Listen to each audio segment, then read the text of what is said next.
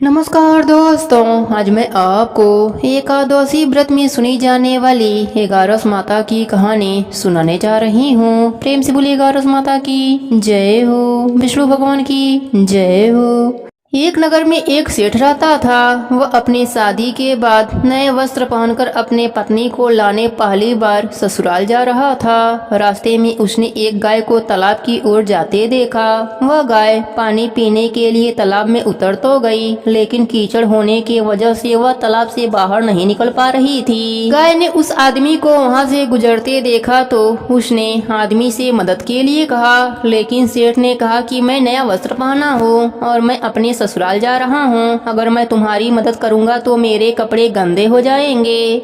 गाय माता उदास हो गईं और वह कीचड़ में धंसती जा रही थीं। गाय उस सेठ को श्राप दे दिया कि अब से 8 पहर बाद तू गधा बन जाएगा। अब वह सेठ डर गया और गाय से अपने भूल के लिए क्षमा मांगने लगा, लेकिन तब तक गाय पूरी तरह पानी में डूब चुकी थी। वह सेठ पछताता हुआ उदास मन से अपने ससुराल पहुंचा। जाते ही उसने अपने पत्नी को ले जाने की रट लगा दी। सभी ने उसे बहुत आग्रह किया कि अभी तो तुम आए हो, कम से कम एक रात यहाँ रुक जाओ, लेकिन वह रुकने के लिए तैयार न हुआ। तब उसकी पत्नी ने कहा कि जब सभी लोग इतना कह रहे हैं तो आप एक दिन के लिए क्यों नहीं रुक जाते।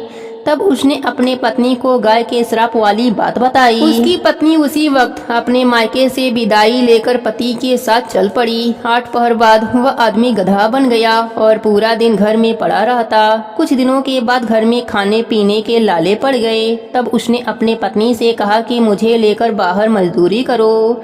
तब उसकी पत्नी उसे लेकर बाहर गई और नगर के राजा के वहाँ मजदूरी का काम करने लगी।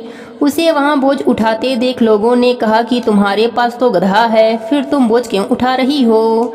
परंतु उसने कोई भी उत्तर नहीं दिया और अपना काम करती रही। दूर से यह सब राजा भी देख रहा था। उसने भी उसे यही कहा कि तुम्हारे पास तो गधा है, फिर तुम बोझ क्यों उठा रही हो। तब उसने राजा से कहा कि यह गधा नहीं है, यह मेरे पति हैं। उसने गाय के श्राप वाली पूरी बात राजा को बताई। राजा अपने नगर में विद्वानों और पंडितों को बुलाकर इसका उपाय पूछा। तब एक विद्वान ने बताया कि जिस किसी ने 101 एगारस का व्रत किया हो तो वह अपने पुण्य का फल इसे दे दे तो यह अपने असली रूप में आ सकता है।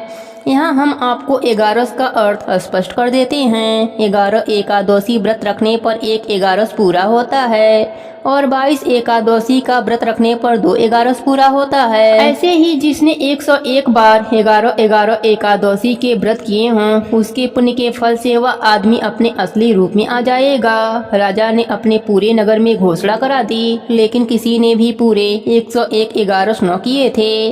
कई दिन बाद उन्हें एक बुढ़िया मिली जिसने 101 एगारस पूरा कर लिया था। राजा ने उस बुढ़िया को उसका फल देने को कहा, लेकिन वह बुढ़िया 100 एगारस का फल देने को तैयार हुई, क्योंकि 1 एगारस का फल वह खुद अपने लिए रखना चाहती थी, जिससे कि उसे मोक्ष की प्राप्ति हो और वैकुंठ धाम में वास मिले। इतना कहकर उसने अपने 100 एगारस एकादशी का फल उस सेठ को दे दिया। तब वह गधा से मनुष्य रूप में आ गया, लेकिन 1 एगारस कम होने के वजह से गधे की पूंछ उसके शरीर से नहीं गई।